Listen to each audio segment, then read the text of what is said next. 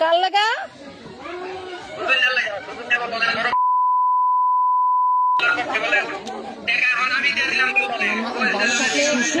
ইতালিতে পারিবারিক কলহের জেরে আপন ছোট ভাইকে কুপিয়ে হত্যার এক লোমহর্ষক ঘটনা ঘটেছে।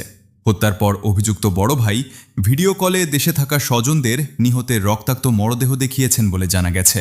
স্থানীয় সময় বুধবার ২৯ এপ্রিল রাত আনুমানিক ৮টার দিকে ইতালির লেইজ শহরে এ ঘটনা ঘটে। নিহত যুবকের নাম নয়ন ফকির। অভিযুক্ত বড় ভাইয়ের নাম হুমায়ুন ফকির।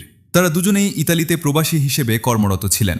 পারিবারিক সূত্রে জানা যায়, ঘটনার দিন দুই ভাইয়ের মধ্যে পারিবারিক বিভিন্ন বিষয় নিয়ে তীব্র তর্ক বিতর্ক শুরু হয়।